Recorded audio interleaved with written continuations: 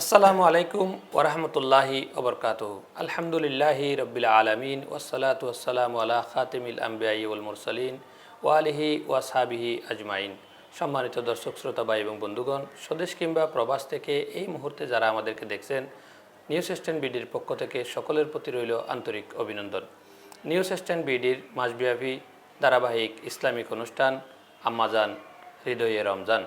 আজকের এই অনুষ্ঠানে আলোচক হিসেবে আমাদের স্টুডিওতে উপস্থিত আছেন হযরত মাওলানা নুরুল আমিন খাত্তাব, সুফার বাইতুল শরফ শাহ কুতুবউদ্দিন আদর্শ দাখিল মাদ্রাসা, কক্সবাজার।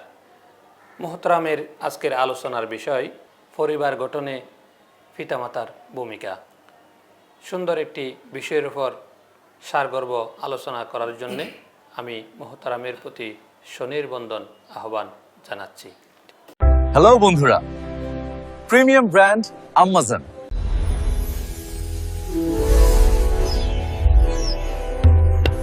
আলাইকুম ওরহমতুল্লাহি ওবরাকাতুহু। কাছে কিংবা দূরে, দেশে কিংবা প্রবাসে, অনলাইনে যারাই আমাদের আজকের এই অনুষ্ঠান শুনতেছেন এবং অনলাইনে থেকে এই রমজানে মহিমান্বিত সময় কাটাচ্ছেন, সকলকেই নিউজ স্ট্যান্ড বিডির পক্ষ থেকে মাহে রমজানের রমজানীয় শুভেচ্ছা জানাচ্ছি এবং অভিনন্দন জানাচ্ছি। সম্মানিত দর্শক শ্রোতা, আজকে পবিত্র রমজানে উপজীব্য করে একটা আমাদের পারিবারিক জীবনের সাথে সম্পর্কিত, মানব ইতিহাসের সাথে এবং মানব জন্ম ও বিস্তারের সাথে সম্পর্কিত একটি বিষয় নিয়ে আলোচনা আপনাদের সামনে উপস্থাপন করতে যাচ্ছি।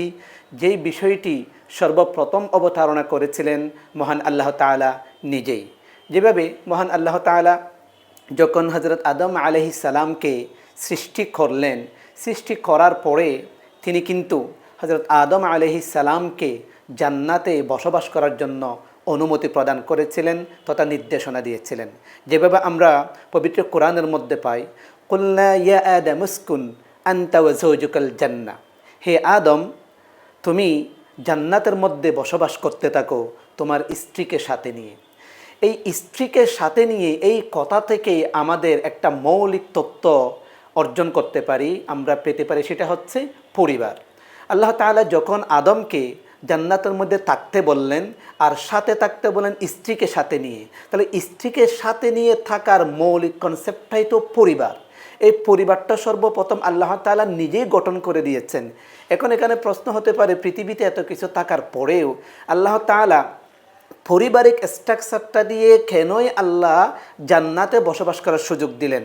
কারণ এই পরিবার এমন একটি স্ট্রাকচার, এমন একটি বিষয় যেটার মাধ্যমে বৈধ প্রক্রিয়ায় মানব প্রজন্ম গঠানো সম্ভব এবং এটার মাধ্যমে ইহলৌকিক কল্যাণ সাধনের মাধ্যমে পরকালীন মুক্তি নিশ্চিত করা সম্ভব। আর এটা যেহেতু মানব ইতিহাসের বিস্তারের একটা অন্যতম মাধ্যম, শয়তানও টার্গেট নিয়েছে এই পরিবার ভাঙ্গনের জন্য আমাদের সমাজে কি কি ব্যবস্থা নিয়ে যেতে পারে। তাই আমি এই পরিবার ভাঙ্গন রোধ করার লক্ষ্যে এবং আদর্শ পরিবার গঠন করার লক্ষ্যে একজন পিতামাতা হিসেবে কিভাবে আমরা আমাদের সন্তানকে গড়তে পারি, একজন স্বামী স্ত্রী হিসেবে কিভাবে পরিবারটাকে একটা জান্নাতি পরিবার আকারে রূপ দিতে পারি, সেই আলোচনাটুকু আমরা করব ইনশাআল্লাহ। সম্মানিত উপস্থিতি, মহান আল্লাহ তাআলা পবিত্র কোরআনের মধ্যে ঘোষণা দিয়েছেন, ইয়া আইয়ুহান নাসু তাকু রাব্বাকুমুল্লাযী খালাকাকুম মিন নাফসিন ওয়াহিদা ওয়া খালাকা মিনহা যাওজাহা ওয়া বাসসা মিনহুমা রিজালান কাসীরান ওয়া নিসা ওয়াত্তাকুল্লাহাল্লাযী তাসাআলুনা বিহি ওয়াল আরহাম ইন্নাল্লাহা কানা আলাইকুম রাকীবা। আল্লাহ তাআলা পুরো ঈমানদার গোষ্ঠীকে বাদ দিয়ে এখানে ঈমানদার ইয়া আইয়ুহাল্লাযীনা আমানু না বলে তিনি বলেছেন ইয়া আইয়ুহান নাস, পুরা মানব সম্প্রদায়কে উদ্দেশ্য করে বলেছেন। শুধু মুমিনদেরকে কেন বলে নাই? কারণ মানুষ যদি মানুষ হয়ে এই পৃথিবীতে সুখে এবং শান্তিতে বসবাস করতে চায়, তাকে পারিবারিক বন্ধনে আবদ্ধ হয়েই থাকতে হবে, তাহলে তার শান্তি নিশ্চিত হবে। এই কারণে শুধুমাত্র ঈমানদারদেরকে সম্বোধন না করে পুরা মানব জাতিকে সম্বোধন করে তিনি দিয়েছেন, হে মানব জাতি তোমরা তোমাদের রবকে ভয় করো, যে রব আল্লাযী খালাকাকুম মিন নাফসিন ওয়াহিদা, তোমাদেরকে একক সত্তা থেকে, একক আত্মা থেকে, এক নফস থেকে সৃষ্টি করেছেন। সেই নফস থেকে সৃষ্টি করার পর ওয়া খালাকা মিনহা যাওজাহা ওয়া বাসসা মিনহুমা রিজালান কাসীরান ওয়া নিসা, সে একক আত্মা থেকে সৃষ্টি করে তারপর বানালেন জীবন সঙ্গিনী বা জীবন সঙ্গী বা স্ত্রী বা স্বামী, সেখান থেকে আবার ছড়িয়ে দিলেন অসংখ্য মানব জাতি, অসংখ্য মানব বনি আদমকে পৃথিবীতে ছড়িয়ে একেবারেই পুরো দুনিয়াটাকে ভরে দিলেন। এই যে আল্লাহ তাআলা স্বামী স্ত্রীর বন্ধন তৈরি করার মাধ্যমে এখানে কেন পরিবার গঠনের একটা ভিত্তি তিনি তৈরি করে দিয়েছেন। এখন এই পরিবারের ভিত্তিটা যদি আল্লাহ তৈরি করে দিয়ে থাকেন, তাহলে এটা রক্ষা করা একজন মানুষ হিসাবে, আল্লাহ তাআলার প্রতিনিধি হিসাবে আমাদের দায়িত্ব হচ্ছে এই পরিবারের বন্ধন আল্লাহ তাআলার কাছে ফিরে যাওয়া পর্যন্ত আমানতের সাথে অটুট রাখা। এখন আমরা কিভাবে এই আমানত রক্ষা করতে পারি, এই পারিবারিক বন্ধন কিভাবে আমরা ধরে রাখতে পারি, তার জন্য কতিপয় জিনিস আমরা রাসূলের নির্দেশনা থেকে নিয়ে আমরা সামনে আগাতে চাচ্ছি। প্রিয় উপস্থিতি, একসময় আল্লাহর রসুল সাল্লাল্লাহু আলাইহি ওয়াসাল্লামের কাছে একজন সাহাবী আসলেন। সাহাবী এসে তার সন্তানের নামে অভিযোগ দিলেন, ইয়া রাসূলুল্লাহ সাল্লাল্লাহু আলাইহি ওয়াসাল্লাম, আমার সন্তান একজন উপযুক্ত সন্তান, সে আমার কথা শোনে না, আমার অবাধ্য। এখন আমি আমার সন্তানের বিরুদ্ধে আপনার কাছে অভিযোগ নালিশ করতেছি। তখন আল্লাহ রসুল সাল্লাল্লাহু আলাইহি ওয়াসাল্লাম ওই সন্তানটাকে ডেকে পাঠালেন। ডেকে পাঠানোর পর তার থেকে জবানবন্দি নিলেন, হে বৎস, তোমার পিতা যে তোমার ব্যাপারে অভিযোগগুলো দিচ্ছেন, এই অভিযোগগুলোর ব্যাপারে তোমার মত কি, এই অভিযোগগুলো সত্য কিনা? তখন সেই যুবক সাহাবী, ছেলে সাহাবীটি বললেও, ইয়া রাসূলুল্লাহ, আমার পিতা যে অভিযোগগুলো করেছেন প্রত্যেকটা অক্ষর অক্ষরে সত্য। তবে ইয়া রাসূলুল্লাহ, আমি এই অভিযোগগুলো প্রমাণিত এবং এই অভিযোগগুলো সত্য, আমাকে আপনি যেই শাস্তি দিবেন প্রত্যেকটা শাস্তি মাথা পেতে নেব। তবে একজন সন্তান হিসেবে আমারও কিছু বলার আছে। তখন রাসূল সাল্লাল্লাহু আলাইহি ওয়াসাল্লাম সেই সন্তানটিকে বলতে বললেন, বলো তোমার কি বলার আছে? তখন সন্তানটি রসুলকে জিজ্ঞেস করলেন, ইয়া রাসূলুল্লাহ, শুধুমাত্র কি পিতামাতার প্রতি সন্তানের হক আছে, সন্তানের প্রতি কি পিতামাতার কোনো হক নাই? রাসূল সাল্লাল্লাহু আলাইহি ওয়াসাল্লাম বললেন, অবশ্যই পিতামাতার প্রতি সন্তানদের যেমন হক রয়েছে, তেমনিভাবে সন্তানদের প্রতি পিতামাতার হক রয়েছে। ইয়া রাসূলুল্লাহ, তাহলে সেই সন্তানদের প্রতি পিতামাতার হকগুলো যদি আমাকে বলতেন, তাহলে আমি আমার অভিযোগটা মাথা পেতে নেয়ার পরও মনের মধ্যে একটু প্রশান্তি পেতাম। তখন আল্লাহ রাসূল বললেন, একজন সন্তানের প্রতি বা সন্তানদের প্রতি পিতামাতার মৌলিক দায়িত্ব হচ্ছে তিনটি। একটি হচ্ছে বিবাহের পূর্বে, আর দুইটি হচ্ছে বিবাহের পরে। একজন পিতামাতার বা একজন পিতার প্রথম দায়িত্ব হচ্ছে অনাগত ভবিষ্যতে তার যে সন্তান সন্ততি হবে তাদের জন্য একটা আদর্শ মা নির্বাচন করে বিবাহ করা। তার মানে একটা আদর্শ মা উপহার দেয়া অনাগত প্রজন্ম যারা আসবে তাদের জন্য। 2 নম্বর, যখন বিবাহের পরে তাদের সন্তান সন্ততি হবে, সেই সন্তানদের একটা সুন্দর নাম রাখা, এবং সেই সন্তানের সুন্দর নাম রাখার পরে সেই সন্তানরা যাতে দুনিয়াকে জেনে, ইহকালকে জেনে, পরকালকে জেনে, আল্লাহ এবং রসুলকে জেনে পরকালের শান্তি নিশ্চিত করতে পারে, তার জন্য তাদেরকে দ্বীনি শিক্ষা দেয়া, ভালো শিক্ষা দেয়া। এই তিনটি হচ্ছে সন্তানদের প্রতি পিতামাতার বা বিশেষ করে বলতে গেলে পিতার হক। এখন রাসূল সাল্লাল্লাহু আলাইহি ওয়াসাল্লাম এই তিনটি বিষয় যখন বললেন, তখন ওই ছেলে সাহাবীটি বলল, ইয়া রাসূলুল্লাহ, যে তিনটি হকের কথা আপনি বলেছেন আমার প্রতি আমার পিতার, আমি আল্লাহর নামে শপথ করে বলতে পারি আমাকে এই 3টা হকের একটাও আমাকে আমার পিতা দেয় নাই। আমাকে মা এনে দেওয়া হয়েছে বাজার থেকে একটা কিনে, একটা বাজারের একটা মেয়েকে আমার মা বানানো হয়েছে, আমার নাম রাখা হয়েছে যে নামটা শুনলে আমার নিজেকে সংকোচ লাগে। আবার আমাকে এমন কোনো শিক্ষা দেওয়া হয় নাই যে শিক্ষাটা অর্জন করার পরে আমি পিতামাতাকে শ্রদ্ধা করব, দিন ধর্ম বুঝবো, এরকম কোনো শিক্ষা দেওয়া হয় নাই। তাহলে সম্মানিত দর্শক শ্রোতা, আমরা যখন আমাদের সন্তানদের থেকে আমাদের হকগুলো আদায় করার চেষ্টা করব বা কামনা করি আমাদের সন্তানরা আমাদেরকে সম্মান করুক, শ্রদ্ধা করুক, আনুগত্য করুক, কিন্তু এই আনুগত্যটা পাওয়ার আগেই আমাদেরকে ওই আনুগত্য শিক্ষাটা এবং আদর্শ একটা মা এবং সুশিক্ষা দিয়ে তাদেরকে সেভাবে গড়ে তোলা। যদি গড়ে তুলতে পারি তাহলে আমরা আমাদের সন্তানদের কাছ থেকে আনুগত্য পেতে পারি, সম্মান, শ্রদ্ধা এবং দায়িত্ববোধ আমরা পেতে পারি। এই রাসূল সাল্লাল্লাহু আলাইহি ওয়াসাল্লামের এই কথা থেকে আমরা জানতে পারলাম আমাদের সমাজে যে প্রচলিত, শুধুমাত্র ওয়াজ করা হয় পিতামাতার হক নিয়ে, কিন্তু সন্তানদের হক নিয়ে কিন্তু কেউ কথা বলে না।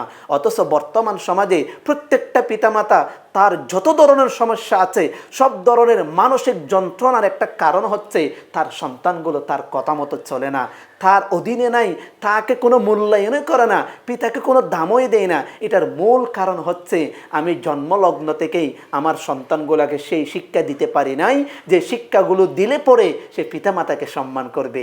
এখানে সন্তানদের দোষ বের করার আগে আমরা যারা পিতামাতার অবস্থানে আছি, আমাদেরকে শুধরাতে হবে, আত্মসমালোচনা করতে হবে, আমরা কি আমাদের সন্তানকে সেই শিক্ষাগুলো দিতে পারলাম কিনা।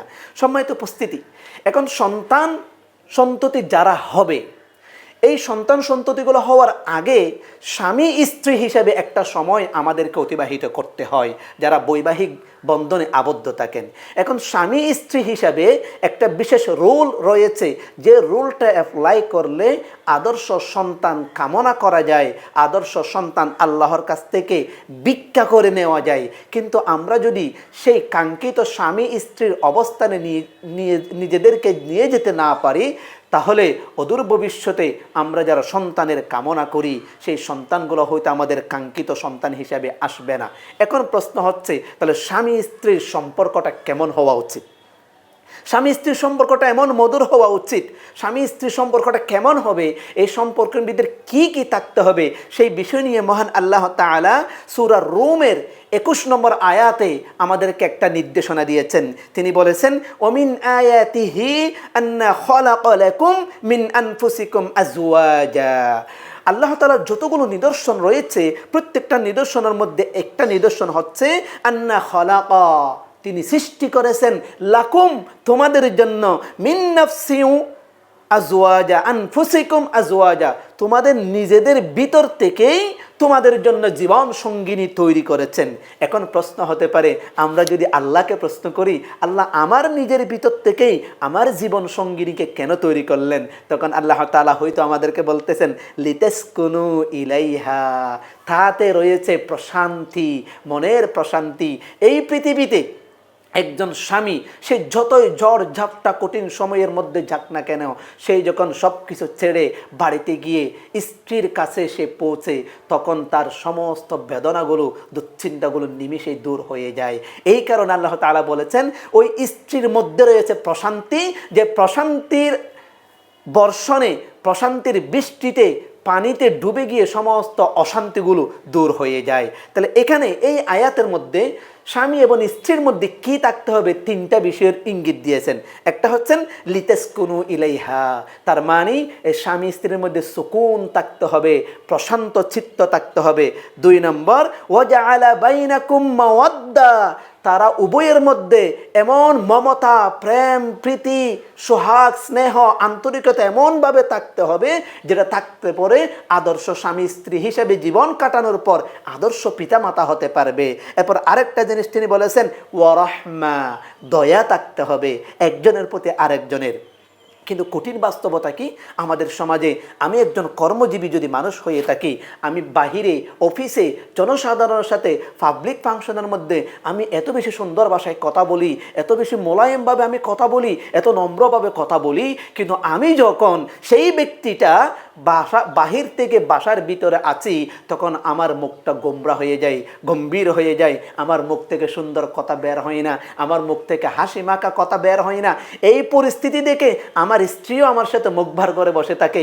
এই মুখ ভার করে উভয় পক্ষ যদি বসে থাকে, তাহলে সেখানে কোথায় পাবে সুকুন, কোথায় পাবে প্রশান্তি, আর কোথায় পাবে প্রেম, আর কোথায় পাবে দয়া? আমরা তো অপেক্ষায় থাকি একজন আরেকজনের দোষগুলো খুঁজে বের করে করে একজন আরেকজনকে নাজেহাল করার জন্য।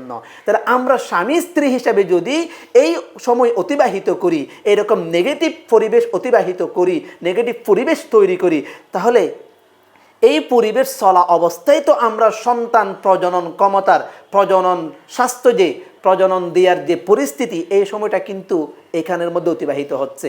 এখন আমরা যে আচরণগুলো করতেছি, সেই আচরণগুলো আমার স্ত্রীর ঔরসে যে সন্তানটা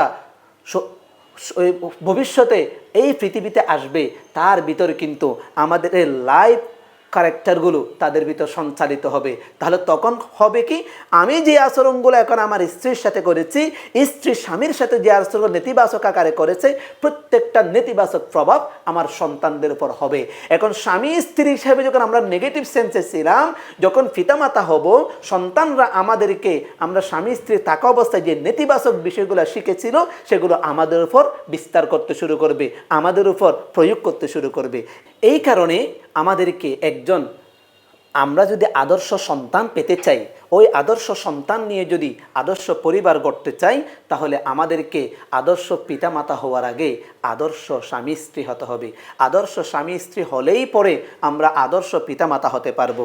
এখন আমরা প্রাগৈতিহাসিক ইতিহাস যদি এই বাংলার ইতিহাস একটু পর্যালোচনা করে থাকি, আমাদের 2 প্রজন্ম আগেও আমাদের যারা মা বা দাদি বা নানি ছিলেন, তাদের প্রত্যেকের নামের শেষে কিন্তু একটা বেগম যুক্ত থাকত। বর্তমানে সেই বেগমটাকে আনকালচার সেকেলে মনে করা হয়, এটাকে আধুনিক মনে করা হয় না। কিন্তু আমরা যদি একটু গভীরভাবে চিন্তা করি, কেন একজন মহিলা বিবাহের পর সাথে সাথেই তার নামে আগে থেকে বেগম না থাকলেও কেন বেগমটা যুক্ত হতো? একটু বিশ্লেষণ করে যদি আমরা বলি, বেগম শব্দটা হচ্ছে ফার্সি শব্দ। বে শব্দের অর্থ হচ্ছে ছাড়া, ব্যতীত, নাই। আর গম শব্দের অর্থ হচ্ছে কল্যাণ, শান্তি, প্রশান্তি।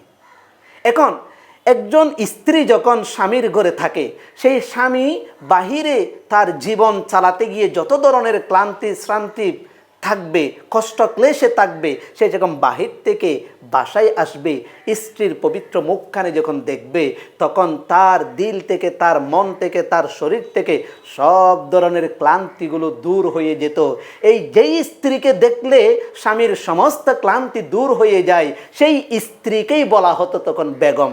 কিন্তু আমাদের সমাজের বর্তমান নারীরা নিজেদের নামের সাথে বেগম নিতে চায় না। এটা কেন নিতে চায় না জানেন? কারণ তারা নিজেরাই জানে আমি বেগম হওয়ার উপযুক্ত নয়। আমার কাছ থেকে বেগম হওয়ার উপযুক্ত নয়, এই বৈশিষ্ট্য যখন হারিয়ে গেছে, তাহলে আমি একজন আদর্শ স্ত্রী হতে পারবো না। একজন স্বামী যদি তার স্ত্রীকে আদর্শ জীবন সঙ্গিনী হিসাবে না পারে, তাহলে কিন্তু সে বাহিরের দিকে উঁকি মারা শুরু করবে। এই বাহিরের দিকে উঁকি মারা শুরু করা থেকেই সমাজে বিভিন্ন ধরনের নীতি নৈতিকতা বিবর্জিত ঘটনা ঘটে থাকে, যার বাস্তব প্রভাব পড়ে আমাদের অনাগত ভবিষ্যৎ সন্তান সন্ততি যারা আছে তাদের ওপর। এই কারণে আমি অনুরোধ করব, প্রত্যেক স্ত্রী যদি যার যার অবস্থান থেকে বেগম হওয়ার চেষ্টা করে, এবং প্রত্যেক স্বামী যদি একজন স্ত্রীর আয়না পোশাক হিসাবে নিজেকে গড়ার চেষ্টা করে, যেভাবে আল্লাহ তাআলা বলেছেন, হুন্না লিবাসুল লাকুম ওয়া আনতুম লিবাসুল লাহুন্না। স্বামী স্ত্রী একজন আরেকজনের পোশাক স্বরূপ। পোশাক যেমন নিজের ইজ্জত আবরুকে হেফাজত করে, সতর্কে হেফাজত করে, সেভাবে একজন স্বামী স্ত্রী, স্বামীর স্ত্রী, এদের মধ্যে কারো কোনো এক পক্ষের দোষ যদি একজন অন্য পক্ষ ধরতে পারে, তাহলে সেটা ডেকে দিবে, সেটা গোপন রাখবে, সেটা ক্ষমা করে দিবে, সমাধানের উদ্দেশ্যে আলোচনা করবে, পর্যালোচনা করবে, কিন্তু কোনো মতেই ঝগড়ার দিকে যাওয়া যাবে না। এই বৈশিষ্ট্যগুলো আমাদের সমাজে আছে বিদায় আমরা আমাদের অনাগত ভবিষ্যতে যে সন্তানগুলো আসবে তাদেরকে নিয়ে আমরা দুশ্চিন্তা থাকি। অনেক আশা করে সন্তান জন্ম দিয়েছি, কি সেই সন্তান যখন একটু বড় হলো, উপযুক্ত হলো, সেই সন্তান আমার কথা শুনে না। এর চাইতে বড় কঠিন বিপদ আর কি হতে পারে? আমার গর্ভে ধারণ করা সন্তান যদি আমার কথা না শোনে, তাহলে ওই ব্যক্তির জন্য দুনিয়াতে একটা জাহান্নামের পরিবেশ তৈরি হয়ে যায়। প্রিয় উপস্থিতি, এই আদর্শ স্বামী স্ত্রী পরিবেশটা নিশ্চিত করার জন্য আমরা 5টা আপনাদেরকে পরামর্শ দিতে পারি, যে বিষয়গুলো আল্লাহ রসুল সাল্লাল্লাহু আলাইহি ওয়াসাল্লাম নিজেই প্রয়োগ করতেন। 1, আমরা স্বামী স্ত্রী, বিশেষ করে স্বামীর উচিত স্ত্রীকে সুন্দর নাম ধরে ডাকা। এমন একটা সুন্দর নাম ধরে ডাকা যেটা শুনলে পরে স্ত্রীর মন খুশি হয়ে যায়, অথবা স্বামীকে উদ্দেশ্য করে এমন সুন্দর করে সম্মানের সাথে ডাকা যাতে তার সমস্ত দুঃখগুলো দূর হয়ে যায়। যেমন আমাদের রাসূল সাল্লাল্লাহু আলাইহি ওয়াসাল্লাম আয়েশা রাদিয়াল্লাহু তাআলা আনহাকে আয়েশ বা হুমায়রা বলে ডাকতেন। এটা শুনে আয়েশা রাদিয়াল্লাহু তাআলা এত বেশি খুশি হতেন, কেমন যেন মনে হতো যে পৃথিবীতে তিনি একমাত্র রাজরানী। সেইভাবেই তারা সংসার অতিবাহিত করেছেন। এরপরে আমরা একজন আরেকজনকে সময় দিতে পারি। আমাদের স্ত্রী যেহেতু সবসময় বাড়িতেই থাকে, আমরা বাহিরে থাকি বিভিন্ন কাজে কর্মে, আমরা যখন বাড়িতে আসার সুযোগ পাই, তখন তাদের বিভিন্ন কাজে কর্মে, বিভিন্ন আলাপ আলোচনায়, গল্পে তাদেরকে আমাদেরকে সময় দিতে হবে এবং তাদের কথা ধৈর্যের সাথে শুনতে হবে। এখন হয় কি, বর্তমান যেহেতু অ্যান্ড্রয়েড ফোনের যুগ, আমরা সমস্ত ব্যস্ততাগুলো যেন মোবাইলের সাথে নিয়ে বাসায় ঢুকি, বাসায় ঢোকার সাথে সাথে আমরা স্ত্রীকে সময় দিই না, সন্তানদেরকে সময় দিই না, আমি মোবাইল নিয়ে ব্যস্ত থাকি, আমাকে কিছু বললে আমি ধমক দিয়ে তাদের মন মেজাজটা নষ্ট করে দিই। তাহলে এখান থেকে আদর্শ সন্তান বা আদর্শ পরিবার কিভাবে গড়ে উঠবে? এরপর এক পক্ষের যখন ভুল হবে, ভুলগুলোকে জমা না রেখে এগুলো ক্ষমা করে দিতে হবে, শুধরাইতে হবে এবং ঘরের কাজে বিভিন্ন ধরনের সহযোগিতা করবে। আয়েশা রাদিয়াল্লাহু তাআলা আনহাকে যখন জিজ্ঞেস করা হলো, হে আয়েশা রাদিয়াল্লাহু তাআলা আন, রাসূল সাল্লাল্লাহু আলাইহি ওয়াসাল্লাম বাড়িতে থাকা অবস্থায় কি করেন? তিনি বললেন, তিনি পরিবারের সদস্যদের কাজকর্মে সহযোগিতা করতেন। এই যদি রসুলের বৈশিষ্ট্য হয়, আমরা তারই উম্মত, তারই উম্মত হিসাবে তারই আদর্শ যদি আমরা লালন পালন না করি, তাহলে আমরা সেই আল্লাহর রসুলের নির্দেশিত পরিবার কিভাবে গঠন করব? সব সাথে এই পাঁচটার আরেকটা লাস্ট হচ্ছে, আমরা যখন ইবাদত বন্দেগী করি, একসাথে কিছু ইবাদত করা। যেমন রমজান মাসে আমরা বিশেষ একটা সুবিধা নিতে পারি, অনেক নফলিয়াত নামাজ আমরা আদায় করি, অনেক তাসবিহ তাহলিল আমরা আদায় করি। একসাথে নামাজ আদায় করা, একসাথে একজন আরেকজনকে তাহাজ্জুদের জন্য ডাকিয়ে দেয়া। আল্লাহ রাসূল সাল্লাল্লাহু আলাইহি ওয়াসাল্লাম বলেছেন, স্বামী স্ত্রীর মধ্যে যে একজন আরেকজনকে ইবাদতের জন্য, তাহাজ্জুদের জন্য বা নামাজের জন্য ডাকিয়ে দিবে, ওই বাড়িটাকে আল্লাহর রহমত এবং বরকত দিয়ে পরিপূর্ণ করে দিবে। এই রমজানে এর চাইতে বড় পাওয়া আমাদের জন্য আর কি হতে পারে? প্রিয় দর্শক শ্রোতা, আমি স্বামী স্ত্রী হিসেবে, পিতামাতা হিসেবে সন্তানদের উপর প্রভাব পড়তে পারে, যে যারা সন্তানকে আদর্শ সন্তান হিসেবে পেতে চাই, তাদের জন্য রাসূল সাল্লাল্লাহু আলাইহি ওয়াসাল্লাম একটা নির্দেশনা হচ্ছে, হে মানব সম্প্রদায়, আফশুস সালাম ও আতিউমুত তাআম। তার মানে তোমরা সালামের প্রচলন করো, মানুষকে খাওয়াও। আমি একজন স্বামী হিসেবে বাহির থেকে যখন ভিতরে ঢুকি, একজন পিতা হিসেবে বাহির থেকে যখন ভিতরে ঢুকি, ভিতরে যেই থাকুক না কেন, আমার কর্তব্য হচ্ছে প্রত্যেককে সালাম দিয়ে প্রবেশ করা। আমি নিজেকে স্বামীর আসনে বসাইয়া আমি কিন্তু স্ত্রীকে সালাম দিয়াটাকে আমি লজ্জার কারণ মনে করি। অথচ আমরা এমন এক নবীর উম্মত, যেই নবীকে পৃথিবীতে কেউ আগেই সালাম দিতে পারে নাই। সেই নবীর উম্মত হইয়া আমি শুধুমাত্র স্বামীর পজিশনে বসার কারণে আমি স্ত্রীকে সালাম দিই না। আমি যদি স্বামী হয়ে স্ত্রীকে সালাম দিই, তাহলে স্ত্রী এরপর থেকে নিয়মিত আমি আসার আগেই রেডি থাকবে স্বামীকে সালামটি দেওয়ার জন্য। আমি যখন পিতা হই, আমার সন্তানকে প্রথমে সালামটা দেব, আমার সন্তান পরবর্তী দিন থেকে আগে থেকে নিজে প্রস্তুত রাখবে, আব্বু আসবে, আসার সাথে সাথে আমাকে সালাম দিতে হবে। এই যে শিক্ষাটা, জোর করে নির্দেশনা দিয়ে শিক্ষাটা মানুষ গ্রহণ করে না। আমি যখন নিজে করব, তখন যেটা প্রভাবটা সরাসরি সামনে যারা থাকবে তাদের উপর পড়বে। এই কারণে স্বামী স্ত্রী তাদের দৈনন্দিন যে মুআমালাত, এই মুআমালাতের মধ্যে যখন সুন্দর আচরণগুলো আমাদের সন্তানরা দেখবে, সেগুলো তারা ফটোকপি করবে, ফটোকপি করে তাদের নিজের জীবনে পেস্ট করে সেটা অ্যাপ্লাই করার চেষ্টা করবে। কিন্তু আমরা যদি আমাদের পিতামাতার অবস্থানে খারাপ মুআমালাত করি এবং সেগুলো যখন আমাদের সন্তানরা দেখবে, সে সন্তানগুলো কিন্তু অদূর ভবিষ্যতে ভালো আচরণের অধিকারী হবে না এবং এই সন্তানদেরকে কেন্দ্র করে আমাদেরকে আফসোস খেতে হবে। অথচ সন্তানদেরকে নিয়ে আফসোস খাওয়াটা একজন পিতামাতার জন্য দুনিয়ার জন্য একটা জাহান্নামের মতো। তাই আমি সম্মানিত সকল দর্শক শ্রোতাদেরকে অনুরোধ করব, যারা পিতামাতা হিসেবে সন্তানদেরকে সুসন্তান হিসেবে কামনা করেন, আগে আমরা আদর্শ পিতামাতা বা আদর্শ স্বামী স্ত্রী হিসেবে নিজেকে গঠন করি। সম্মানিত দর্শক শ্রোতা, অনেক সময় আমরা সন্তানদের বিভিন্ন জ্বালাতন সহ্য করতে না পেরে আমরা সন্তানদেরকে অতিরিক্ত বকাঝকা করে থাকি। বকাঝকা তো করি, তার ভিতর অন্যতম একটা কাজ হচ্ছে আমরা আমাদের নিজের গর্বের সন্তানকে আমরা অভিশাপ দিয়ে থাকি। নাউযুবিল্লাহি মিন যালিক। অথচ আল্লাহ রাসূল সাল্লাল্লাহু আলাইহি ওয়াসাল্লাম বলেছেন, নবী ছাড়া যাদের দোয়া উইদাউট এনি ব্র্যাকেট গ্রহণ করা হয়, আল্লাহ কবুল করেন, তারা হচ্ছে সন্তানদের জন্য যদি পিতামাতা দোয়া করে, সেই দোয়াগুলো আল্লাহ কোনো বন্ধনী ছাড়া, কোনো কথা ছাড়া, কোনো অজুহাত ছাড়া কবুল করে নেন। এখন আমি যদি আমার সন্তানকে অভিশাপ দিই, তাহলে আল্লাহর ওয়াদা অনুযায়ী আল্লাহ এটা কবুল করবেন। তো কবুলই যদি করে, তাহলে অভিশাপটা কার উপর পড়বে? এই কারণে কোনো অবস্থায় সন্তানদেরকে অভিশাপ দেওয়া যাবে না এবং কোনো কৌশলে, সামান্য মশকরার ছলে হলেও মিথ্যা কথার আশ্রয় নেওয়া যাবে না। পিতামাতা, সন্তান সন্ততি, অন্যান্য আত্মীয় স্বজনের মধ্যে কোনো মিথ্যার প্রচলন ঘটানো যাবে না এবং সন্তানদেরকে সামনে রেখে অথবা সন্তানরা বুঝতে পারে এমন পরিবেশে কোনো দিন ঝগড়াঝাটি করা যাবে না এবং উচ্চবাচ্য করা যাবে না। হয়তো আপনার মধ্যে, আপনার মনে অনেক বেদনা, অনেক জ্বালা, অনেক অসহ্য যন্ত্রণা আপনি সহ্য করতেছেন, কিন্তু এরপরও সন্তানদের সামনে আপনাকে মিষ্টি মুখে শালীন ভাষায় কথা বলতে হবে। কেননা এরা প্রত্যেকটা জিনিস আপনার কাছ থেকে ফটোকপি করবে। আপনি তো চাইবেন না আপনি যে জ্বালাতনে আছেন আপনার সন্তানরা পারিবারিক জীবনে গিয়ে সেই জ্বালাতন তাদের ভিতর আসুক, এটা তো আপনি চাইবেন না। এই কারণে আপনার কষ্টটা আপনি গিলে ফেলুন, সন্তানগুলোকে ভবিষ্যতে একটা আদর্শ পরিবার গঠন করার পথ তৈরি করে দেন। একটা আদর্শ পিতামাতা হিসেবে এটা আপনার উপর কর্তব্য, অবশ্যই করণীয় কাজ। সম্মানিত উপস্থিতি, এখন আমরা নিজেকে শুধরালাম।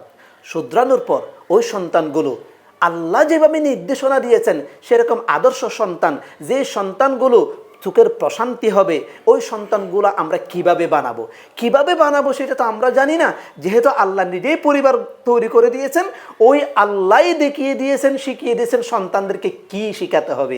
এই শেষের দিকে আমি সন্তানদেরকে যে বিষয়গুলো শিখাতে হবে পবিত্র কোরআন থেকে সে মৌলিক কয়েকটা কথা বলে আপনাদের কাছ থেকে বিদায় নেবে ইনশাআল্লাহ। প্রিয় উপস্থিতি, আল্লাহ তাআলা পবিত্র কোরআনের মধ্যে একজন নবীর, একজন আল্লাহর বান্দার নাম উল্লেখ করেছেন। ওই নামের সাথে একটা সূরার নামও দিয়েছেন। তিনি হন হযরত লুকমান আলাইহিস সালাম। এই লুকমান আলাইহিস সালাম তার সন্তানকে এমন কিছু নসিহত নির্দেশনা দিচ্ছিলেন যে নসিহতগুলো আল্লাহর এতই পছন্দ হয়েছে যে তিনি নিজেই তার পবিত্র কোরআনের মধ্যে সেই কথাগুলো তুলে ধরেছেন। তিনি বলেছেন তার সন্তানকে উদ্দেশ্য করে, একদিন সাথে নিয়ে সন্তানকে ডেকে বলতেছেন, ইয়া বুনাইয়া, হে আমার বৎস, হে আদরের সন্তান, লা তুশরিক বিল্লাহ ইন্না শিরকা লাযুলমুন আযীম। হে আমার সন্তান রে, তুমি যা কিছু করো না কেন, যত ধরনের পাপ করো না কেন, কিন্তু আল্লাহর সাথে শিরিকটা করিও না। কেননা শিরিক এমন একটা অপরাধ যার কোনো মার্জনা নাই। এখন আমি একজন পিতা হিসাবে আমি বুকে হাত দিয়ে বলি, আপনি বুকে হাত দিয়ে চিন্তা করে দেখেন, আপনার সন্তানকে স্কুলে, মাদ্রাসায়, কলেজে ভর্তি করিয়ে দিচ্ছেন, কোনো দিন কি আপনি পিতা হিসাবে আপনার সন্তানকে শিরিকের ধারণা দিয়েছেন? আমরা এটা তো সবগুলা মাদ্রাসা শিক্ষকদের কাছে দায়িত্ব দিয়ে দিছি, কলেজের শিক্ষকদের কাছে, স্কুলের শিক্ষকদের কাছে বর্গা দিয়ে দিছে আমার সন্তানকে। আমার সন্তানরা শিক্ষকদের কাছে থেকে সর্বোচ্চ 5 থেকে 6 ঘন্টা, কিন্তু আমার কাছে থাকে আরও অনেক বেশি ঘন্টা। তা আমি যদি আমার সন্তানকে শিক্ষাটা না দিই, তাহলে সে তো একজন মুশরিক হিসাবে নিজের জীবনটা গঠন করবে। শিরিক কাকে বলে সে ধারণাই করবে না। আপনি বলতে পারেন আমি তো শিক্ষকতা শিক্ষকদের হাতে তুলে দিচ্ছি, তারা শিখাবেন। এখানে কিন্তু লুকমান আলাইহিস সালাম শিক্ষক হিসাবে সন্তানকে শিক্ষাটা দেন নাই, পিতা হিসাবে সন্তানকে শিক্ষাটা দিয়েছেন। এই কারণে আল্লাহ যেহেতু এটা পছন্দ করে কোট করেছেন, এখান থেকে আমাদেরকে শিক্ষা নিতে হবে।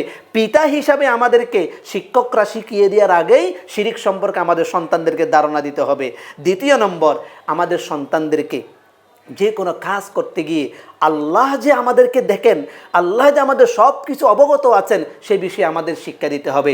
যেমন আল্লাহ তাআলা ওই পরবর্তী আয়াতে বলেন, ইয়া বুনাইয়া, হে আমার বৎস, লুকমান আলাইহিস সালাম বলতেছেন, হে আমার বৎস, হে আমার আদরের সন্তান, ইন্নাহা ইন তাকুম মিসকালা হাববাতিন মিন খারদাল ফাতাকুন ফি সাখরাতিন আও ফিস সামাওয়াত আও ফিল আরদি ইয়াতি বিহাল্লাহ ইন্নাল্লাহা লাতীফুন খবীর। কোন একটা বিষয় সূক্ষ্মাতি শুকনো, একেবারে জররা পরিমাণ বিষয় যদি সেটা একেবারে হয়ে থাকে সাগরের গহীন ভিতরে, অথবা পাথরের ভিতরে, অথবা পাহাড়ের ভিতরে, আসমানের উপরে, জমিনের নিচে, যেখানেই হোক না কেন, সূক্ষ্মাতি শুকনো, যতই সূক্ষ্মাতি শুকনো বিষয় হোক না কেন, ওই প্রত্যেকটা বিষয়ের খবর, ওই প্রত্যেকটা বিষয়ের ধারণা আল্লাহর কাছে আছেন। কেননা ইন্নাল্লাহা লাতীফুন খবীর, আল্লাহ এমন সূক্ষ্মাতি শুকনো জ্ঞানের অধিকারী যিনি সব কিছুর খবর রাখতে পারেন। এখন আমার সন্তান যখন তার জীবন চালাতে গিয়ে কোন একটা নেতিবাচক কাজের দিকে ধাবিত হবে, তখন সে চিন্তা করবে আমার আব্বু তো বলেছিল কেউ দেখুক বা না দেখুক, আমি যাই করি না কেন আল্লাহ তাআলা কিন্তু এগুলা দেখবে, সুতরাং এটা করা যাবে না। আমি গভীর বনে গিয়ে যদি কোনো একটা অনৈতিক কাজ করতে চাই, সেটাও আল্লাহ দেখে। আমি যদি গভীর ঘুমে সবাই যখন নিমজ্জিত, আমি শেষ রাতে উঠে যখন আল্লাহর কাছে ফরিয়াদ করি, সিজদা দিই, চোখের ফানেতে যখন যাই নামাজ বিছিয়ে ফেলি, সেটাও তেমনিভাবে আল্লাহ তাআলা দেখেন। এই আল্লাহ তাআলা যে অপার ক্ষমতার অধিকারী হয়ে আমাদেরকে সার্বক্ষণিক মনিটরিংয়ে রেখেছেন, এই বিষয়টা যখন আমি আমার সন্তানদের মনে মেজাজে ঢুকাই দিতে পারবো, তখন কোনোদিন ওই সন্তানটি খারাপ কাজের দিকে ধাবিত হবে না। এরপরে মহান আল্লাহ তাআলা আরেকটা কোট করেছেন, বর্তমানে মানুষগুলো খুব বেশি অহংকারী টাইপের হয়ে যাচ্ছে, একজন আরেকজনকে তুচ্ছ তাচ্ছিল্য করতে একদমও তারা পিছপা হয় না। যে কোনো সময় তারা এমন একটা মুডে থাকে, আরেকজনকে ছোটো করে কথা বলতে পারলেই যেন এটা তাদের একটা আলাদা একটা পাওয়ার এটা মনে করে। কিন্তু আল্লাহ তাআলা কি বললেন, ওয়ালা তুসাইর খাদ্দাকা লিন্নাস ওয়ালা তামশি ফিল আরদি মারহা ইন্নাল্লাহা লা ইউহিব্বু কুল্লা মুখতালিন ফখুর। আল্লাহ তাআলা বলেন ওয়ালা তুসাইর খাদ্দাকা, খাদ্দুন মানে এই হচ্ছে মুখ, এই চেহারা। ওয়ালা তুসাইর, তোমরা মুখ বাঁকা করিও না, মুখ ভ্যাংসাইয়া কথা বলিও না, অন্যকে তুচ্ছ তাচ্ছিল্য করে কথা বলিও না। কেননা অন্যকে তুচ্ছ তাচ্ছিল্য করে যখন কথা বলা হয়, ছোটো করে যখন কথা বলা হয়, সেই যে কষ্টটা পায়, এই কষ্টটা হয়তো রক্ত মাংসে আঘাত করে না, এই কষ্টটা কিন্তু দিলে লাগে। আর দিলের কষ্টগুলো মানুষের জন্য বড় বড় অভিশাপ হয়ে ফেরত আসে। এই কারণে আল্লাহ তাআলা বলেন, তুমি যখন সন্তানকে, লোকমান আলাইহিস সালাম বলতেছেন, তুমি যখন জীবন চলার পথে জীবন অতিবাহিত করবা, তুমি কাউকে তুচ্ছ তাচ্ছিল্য করে কথা বলবে না, কাউকে মুখ ভেংসিয়ে কথা বলবে না, এবং ওয়ালা তামশি ফিল আরদি মারহা, এই চলার পথে দাম্ভিকতার সাথে চলাচল করবে না। কেননা আমরা আমাদের সন্তানদেরকে স্কুলে, মাদ্রাসায়, কলেজে ভর্তি করিয়ে দিই। আমার সন্তান হয়তো একটু পয়সাওয়ালার ছেলে, অন্য তার ক্লাসমেট যে আছে সে হয়তো একটু পয়সা কম, একদম গরিব ছেলে। এখন আমি তার সামনে যদি দাম্ভিকতার সাথে চলাচল করি, তাহলে ওই সন্তান কিন্তু মনে কষ্ট পাবে, সে কিচ্ছু বলবে না, কিন্তু তার ভিতর থেকে অটোমেটিক একটা অভিশাপ আমার জীবনে চলে আসবে। এই অভিশাপে অভিশপ্ত হয়ে আমি পুরো সারকার হয়ে যাব, আমি আদর্শ সন্তান হতে পারবো না। এই কারণে একজন আদর্শ পিতামাতার দায়িত্ব হচ্ছে সন্তানদেরকে এই শিক্ষা দেয়া, বাবারে তুমি অহংকারী হবে না, তুমি তুচ্ছ তাচ্ছিল্য করে কাউকে কথা বলবে না, অন্যকে ছোট মনে করবে না, সব মানুষকে সমান চোখে দেখবে, মানুষ সবাই সমান। ইন্না আক্রামাকুম ইনদাল্লাহি আতকাকুম, আল্লাহ তাআলা বলেন তোমাদের মধ্যে সবচেয়ে উত্তম, সবচেয়ে দামি মানুষ, সম্মানিত সেই যারা তাকওয়াবান, যারা আল্লাহকে ভয় করে। সুতরাং আমাদের কাছে কে ধনী কে গরিব এই মাপকাঠিতে আল্লাহর সামনে আমরা উপস্থিত হব না। আল্লাহ আমাদের পুরস্কার দিবেনই আমাদের মধ্যে কে কতটুকু আল্লাহকে ভয় করেছেন এবং কে কতটুকু ভালো কাজের মধ্যে সর্বোচ্চ আসন অর্জন করেছেন। এরপরে লুকমান আলাইহিস সালাম তার সন্তানকে বলতেছেন, শিক্ষা দিচ্ছেন, হে বৎস, ওয়াকসুদ ফি মাশইকা ওয়াগদুদ মিন সাউতিক ইন্না আনকারাল আসওয়াতি লাসাউতুল হামির। সন্তানকে বলতেছে যে বাবা, ওয়াকসুদ ফি মাশইক, তোমরা যখন জীবন চালাবে, জীবন চলার পথে বেশি বাড়াবাড়িও করবা না, বেশি ছাড়াছাড়িও করবা না, মধ্যম পন্থা অবলম্বন করবা। অতিরঞ্জিতও করবা না, অতি বঞ্চিতও করবা না, মধ্যম পন্থা অবলম্বন করে তোমাদেরকে জীবন যাপন করতে হবে।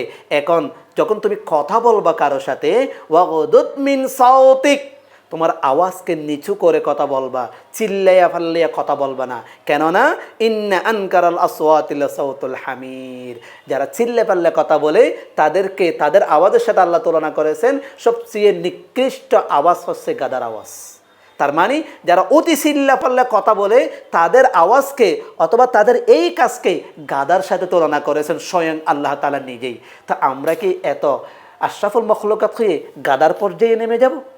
আল্লাহ রসুল তো কোনো সাহাবীদেরকে চিল্লাইয়া কথা বলেননি, তাহলে আমরা কেন কোন একটা জিনিস বুঝাইতে গিয়ে, ভালো মন্দ কোন একটা জিনিস বুঝাইতে গিয়ে আমরা চিল্লাবো কেন? না চিল্লাইয়া স্বাভাবিক মোড়ে আমরা যখন বুঝাবো তখন মানুষ সেটা বুঝতে পারবে। লোকমান আলাইহিস সালাম অদূর ভবিষ্যতে যে জীবনটা পাবে তার সন্তানরা, সেই সন্তান কিভাবে জীবনযাপন করবে সেটা শিখিয়ে দিচ্ছেন এখানে। সর্বশেষ আমরা যখন আমাদের সন্তানদেরকে শিক্ষাটা দিতে চাই, আমরা যে কোনো বিষয় জোর করে আমাদের সন্তানদেরকে চাপিয়ে দিতে চাই, এটা হলে কেমন যেন আমাদের মনে হয় যে আমি একজন বাপ, আমি একজন পিতা, আমি যদি তাদেরকে নির্দেশনা দিতেই না পারি তাহলে আমি কেমন পিতা হলাম, এরকম একটা ভাব আমাদের ভিতর থাকে। কিন্তু বাস্তবিক ক্ষেত্রে কি তাই হওয়া উচিত? আমরা ইতিহাস থেকে দেখে আসি। বিখ্যাতের জন্য পয়গাম্বর হযরত ইব্রাহিম আলাইহিস সালাম, তানার কুরবানির যে ঐতিহাসিক ঘটনা প্রেক্ষাপট আমাদের প্রত্যেকের রন্ধ্রে রন্ধ্রে জানা আছে, আমরা প্রত্যেকেই জানি। একটু খেয়াল করেন তো, তিনি তার সন্তানকে যখন, ইসমাইল আলাইহিস সালামকে যখন কুরবানি দিতে যাবেন, তিনি কি নিজেই টেনে হিস্ট্রি নিয়ে গিয়েছিলেন নাকি তার সাথে পরামর্শ করেছিলেন? যৌক্তিক কারণ, আল্লাহ তাআলা স্বপ্নের মধ্যে নির্দেশ দিয়েছেন নিজের আপন জিনিসকে কুরবানি দেওয়ার জন্য, এবং তিনি বুঝে ফেলেছিলেন এই আপন জিনিসটা হচ্ছে আমার অনেক ত্যাগের বিনিময়ে, অনেক বার্ধক্য সময়ে পাওয়া আমার প্রিয় সন্তান হযরত ইসমাইল আলাইহিস সালাম। তিনি বুঝে, তিনি যেহেতু পয়গাম্বর, তিনি আল্লাহর পক্ষ থেকে নির্দেশনাটা পেয়েছেন, তাহলে তিনি কোনোভাবেই সন্তানের পক্ষ থেকে অনুমতি নেওয়ার প্রয়োজন মনে করা উচিত নয়। যেহেতু তিনি পয়গাম্বর, তিনি আল্লাহর পক্ষ থেকে নির্দেশনাটা পেয়েছেন। কিন্তু তিনি করলেন কি দেখেন তো, তিনি সন্তানকে ডাকলেন, পাশে বসালেন, বসাইয়া বললেন, ইয়া বুনাইয়া, হে আমার আদরের সন্তান, ইন্নী আরফিল মানাম, আমি আজকে একটা স্বপ্ন দেখেছি, একটা নির্দেশনা পেয়েছি স্বপ্নের মধ্যে। সন্তান বলে, কি দেখেছেন বাবা? তখন ইব্রাহিম আলাইহিস সালাম বললে, আন্নী আযবাহুকা, আমি তোমাকে জবেহ করতেছি, আমি তোমাকে কোরবান দিচ্ছি আল্লাহর উদ্দেশ্যে। খেয়াল করে দেখেন তো, নির্দেশনা পেয়েছেন আল্লাহর পক্ষ থেকে, তিনি নবী, সন্তানের কাছ থেকে অনুমতি নিবে এরকম কোনো দরকারই নাই। তারপর আবার পিতাও তিনি, তাও অনুমতি নেওয়ার দরকার নেই, কিন্তু তিনি কি তাই করলেন না? তিনি সন্তানকে বললেন, ফানজুর মাজা তারা, হে আমার সন্তান, এই ব্যাপারে তোমার অপিনিয়ন কি, তোমার মতামত কি, তুমি কি বলো? কেমন পিতা, আবার ওইদিকে সন্তান, তো যেমন পিতার তেমন সন্তান হবে, এটাই তো স্বাভাবিক। তখন এই প্রতিউত্তর ইসমাইল আলাইহিস সালাম কি দিয়েছিলেন? ইসমাইল আলাইহিস সালাম বাপের মোট বুঝে বলে ফেলেছিলেন মুখের মধ্যে হাসি রেখে, বাবারে, ইয়া আবাতি ইফআল মা তুমার, হে আমার শ্রদ্ধাভাজন পিতা, আপনি যা নির্দেশনা পেয়েছেন তাই পালন করুন। সাতাজিদুনি ইনশাআল্লাহু মিনাস সাবিরিন, আপনি আমাকে ধৈর্যশীলদের অন্তর্ভুক্ত পাবেন। আমি আপনার কাছে বাধা হয়ে দাঁড়াবো না, আমি এমন কোনো আচরণ করব না যাতে আপনার কাজটাতে বিঘ্ন সৃষ্টি হয়, এমন কোনো কাজ আমি করব না। যেমন পিতা তেমন সন্তান, পিতা হয়ে মাতব্বরি না করে সন্তানকে বললেন, তোমার কি মত এই ব্যাপারে, যে আমি যে স্বপ্ন দেখেছি? অথচ তিনি চাইলে এটা মতামত নাও নিতে পারতেন, তিনি নিলেন। এখান থেকে আমরা যে শিক্ষাটা নিতে পারি, আমরা শরীয়তের কোনো বিষয় যদি, নীতি নৈতিকতার কোনো বিষয় যদি, নিষেধ হালাল হারামের কোনো বিষয় যদি আমাদের সন্তানকে ছাপিয়ে দিতে চাই, নিশ্চিত মাথায় রাখেন এরা কিন্তু নিবে না। হয়তো কিছুক্ষণ ভয় ভীতি পেয়ে আমাদেরকে মানবে, কিন্তু আমাদের চোখের আড়ার হলে তারা কিন্তু সেটা বলে যাবে। কিন্তু যৌক্তিক কারণ দেখিয়ে যখন তাকে বলবেন যে এই ব্যাপারে তোমার মত কি, তুমি কি বলো, তখন সেই সন্তানগুলো তাদের ব্রেনকে কাজ দিবে। ওই ব্রেন যে মানুষের কাজ করে সেই মানুষ খুব বেশি ভুল করতে পারে না। কিন্তু আমরা আমাদের সন্তানদের ব্রেনকে কাজ করতে দিই না, সবগুলো আমরা ঢুকাই দিই নিজেরাই, ওদের ব্রেনকে আমরা একেবারে অকর্মণ্য করে রেখে দিই। যার কারণে আমাদের সন্তানগুলো এমন হয়ে যায়, পিতামাতা মারা গেছে, এমন অস্থির হয়ে যায় সন্তানগুলো, যে কেন যেন মনে হয় যে পৃথিবীতে তার সব কিছু শেষ হয়ে গেছে। অথচ একজন পিতামাতা হিসেবে আমাদের উচিত ছিল, হে সন্তান, পৃথিবীর প্রত্যেকে মৃত্যুবরণ করবে, লা ইস্তাখিরুনা সাআতা ওয়া লা ইস্তাকদিমুন, এক বিন্দু আগেও আসবে না, এক বিন্দু পরেও আসবে না, যার জন্য যখন নির্ধারিত তখনই মৃত্যুটা আসবে। আমি যদি মরে যাই তুমি অস্থির হইও না, কারণ আমার পরে হয়তো আগে তোমাকেও মৃত্যুবরণ করতে হবে। এটা স্বাভাবিক একটা প্রক্রিয়া। এটা যখন আমরা শিক্ষা দেব, তখন আমার মৃত্যুর পর আমার সন্তানরা বিলাপ করবে না, আমার জন্য দোয়া করবে। কিন্তু আমার সমাজের বাস্তব চিত্রটা কি এখন? আমার জন্য কি বেশি দোয়া করা হয়, নাকি আনুষ্ঠানিকতা করা হয়, না কান্নাকাটি বেশি করা হয়? কিন্তু আল্লাহ রসুলের নির্দেশনা কি, যখন কে আপনজন মরবে, হ্যাঁ হয়তো আমাদের মনে বেদনা থাকবে, কিন্তু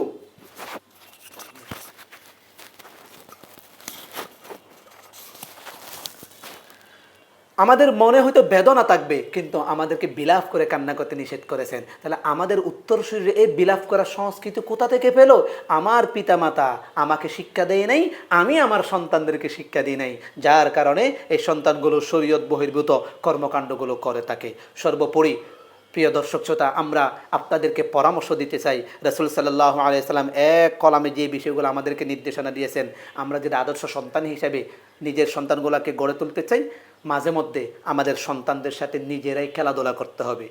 বাড়িতে বিভিন্ন খালি সময়ে সন্তানদের সাথে খেলাধুলা করতে হবে, বিভিন্ন গল্পগুজব করতে হবে, বিভিন্ন মনীষীদের, আল্লাহর ওয়ালিদের, নবীদের গল্পগুলো, সাহাবীদের গল্পগুলো তাদের সামনে উপস্থাপন করতে হবে।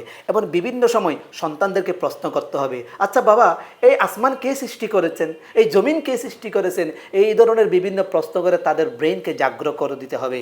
এবং ছোট ছোট তাদেরকে কাজ দিয়ে পুরস্কারের ব্যবস্থা করতে হবে। যেমন আমরা যদি বলি যে হে বাবা, তুমি যদি এই উচ্চস্বরে 3 বার আল্লাহু আকবার বলতে পারো, তাহলে আজকে ইফতারের সময় তোমার জন্য একটা বিশেষ পুরস্কারের ব্যবস্থা আছে। এই কথাগুলো বলে ছোট ছোট কাজ দিয়ে পুরস্কারের ব্যবস্থা করতে হবে। মাঝে মধ্যে হক্কানি মুহাক্কিক আলেম ওলামাদের কাছে সুহবতে নিয়ে যেতে হবে, তাদের কাছ থেকে দোয়া নিতে হবে, এবং তাদের সামনে, সন্তানদের সামনে কোরআন তেলাওয়াত করতে হবে, ওজিফা তেলাওয়াত করতে হবে, যাতে সন্তানগুলো ওগুলা দেখে থেকে সে অটোমেটিক ফটোকপি করে নিতে পারে এবং সন্তানদের উজ্জ্বল ভবিষ্যতের জন্য আল্লাহ তাআলার কাছে দোয়া করতে হবে। কেননা আদ-দুআউ মাখুল ইবাদা, দোয়াই হচ্ছে ইবাদতের মূল। আমরা যদি আমাদের সন্তানগুলোকে ভালো করতে চাই, আমি শত চেষ্টা করলেও নাও হতে পারে যদি আল্লাহ তাআলার অশেষ রহমত না থাকে। এই কারণে আল্লাহ তাআলা নিজেই শিক্ষা দিয়েছেন, হে মানব সম্প্রদায়, তোমরা কি আদর্শ সন্তান পেতে চাও? তাহলে আমাকে বলো, আমার কাছে দোয়া করো। ওই দোয়াটি আল্লাহ নিজেই শিখিয়ে দিয়েছেন। কি বললেন? রব্বানা হাব লানা মিন আজওয়াজিনা ওয়া যুররিয়াতিনা কুররাতা আ'য়ুন ওয়াজআলনা লিল মুত্তাকিনা ইমামা। হে আমাদের রব, হাব লানা মিন আজওয়াজিনা, আমাদেরকে এমন স্বামী স্ত্রী এবং সন্তান সন্ততি দান করুন যেই সন্তান সন্ততিগুলোকে দেখলে আমাদের চোখ জড়িয়ে যায়, আমাদের সমস্ত ক্লান্তি দূর হয়ে যায়, আমাদের প্রশান্তি চলে আসে, জান্নাতি সুকুন অনুভব করতে পারি। এই ধরনের দোয়াটা আল্লাহ নিজেই শিখিয়ে দিয়েছেন। তা আল্লাহ যেহেতু দোয়াটি শিখিয়ে দিয়েছেন, একজন পিতামাতা হিসাবে আমার কর্তব্য হচ্ছে সে দোয়াগুলো আল্লাহর কাছে বলে আমার নিজস্ব চেষ্টা উপরে আল্লাহর রহমত কামনা করে এই দোয়াটি পড়া। আরেকটি দোয়া তিনি শিক্ষা দিয়েছেন, রব্বি হাবিলি মিনাস সালিহিন, হে আল্লাহ আমার সন্তানগুলোকে নেককারদের অন্তর্ভুক্ত করে দেন। প্রত্যেক পিতামাতার চাওয়াইটাই এটা, সে যা কিছু হোক না কেন, সে হয়তো ডিগ্রিডারি হতে পারে বা না পারে, কিন্তু আমার সন্তানটা যেন মানুষের মতো মানুষ হয়, যাকে দেখলে পাড়ার মানুষ আলোচনা করবে, হাঁটতে গেলে পাড়ার মানুষ আলোচনা করবে যে কত ভালো ছেলে, কত আখলাকি, কত চরিত্রবান ছেলে, আদব আখলাক কত উন্নত। এই কথাগুলো বলার উদ্দেশ্য হচ্ছে সন্তানের জন্য দোয়া চলে আসা। তখন আপনি যখন সন্তানের ব্যাপারে এই কথাগুলো বাহিরের মানুষ বলতেছে, এটা শুনবেন, একটু চিন্তা করেন তো আপনার মনের অবস্থাটা কেমন হবে। তাই আমার সম্মানিত দর্শক শ্রোতা, যারা সন্তান সন্ততিকে আদর্শ সন্তান হিসেবে গড়তে চান, যারা স্বামী স্ত্রীর অবস্থানে আছেন, যারা পিতামাতার অবস্থানে আছেন, সন্তান সন্ততি, স্বামী স্ত্রী এবং আমাদের ঊর্ধ্বতন দাদা দাদি নানা নানি, এদের সবাইকে নিয়ে যে আমাদের পরিবারটা, এই পরিবারের মৌলিক কনসেপ্টটা এত বেশি গুরুত্বপূর্ণ, দুনিয়াতে টিকে থাকার জন্য এটা এত বেশি দরকার, যেটা স্বয়ং আল্লাহ তাআলা জান্নাতের মধ্যে এই পরিবারটি গঠন করে দিয়েছেন আদবে মাহাওয়ার মাধ্যমে। তো সেটা কল্যাণকর বলেই দুনিয়াতে সে পরিবার পতাটি রেখেছেন। আমাদের এখন তার প্রতিনিধি হিসেবে, খলিফা হিসেবে দায়িত্ব হচ্ছে সেই পরিবারটাকে আদর্শ পরিবারে গঠন করা, এমন পরিবার গঠন করা যে পরিবারের উপর আল্লাহ তাআলার পক্ষ থেকে বিশেষ করে এই রমাদানে রহমতের ঝর্ণা প্রবাহিত হয়ে যায়, বরকতের ঝর্ণা প্রবাহিত হয়ে যায়, মাগফিরাতের ঝর্ণা প্রবাহিত হয়ে যায়। সর্বোপরি আল্লাহ তাআলা আমাদের প্রত্যেক পিতামাতাকে, প্রত্যেক স্বামী স্ত্রীকে আদর্শ স্বামী স্ত্রী হয়ে, আদর্শ পিতামাতা হয়ে, আদর্শ সন্তান গঠন করার মাধ্যমে একটা যেন আদর্শ পরিবার গঠন করতে পারি, সেই তৌফিক আল্লাহ তাআলার কাছে কামনা করছি। আসসালামু আলাইকুম ওয়া রাহমাতুল্লাহ। সম্মানিত দর্শক শ্রোতা, এতক্ষণ ধরে নিউজ স্ট্যান্ড বিডির আম্মাজান হৃদয়ে রমজান অনুষ্ঠানে শ্রোতা হিসেবে থাকার জন্যে আন্তরিক অভিনন্দন জানিয়ে আজকের অনুষ্ঠান এখানে সমাপ্ত করছি। আসসালামু আলাইকুম ওয়া রাহমাতুল্লাহি ওয়া বারাকাতুহু।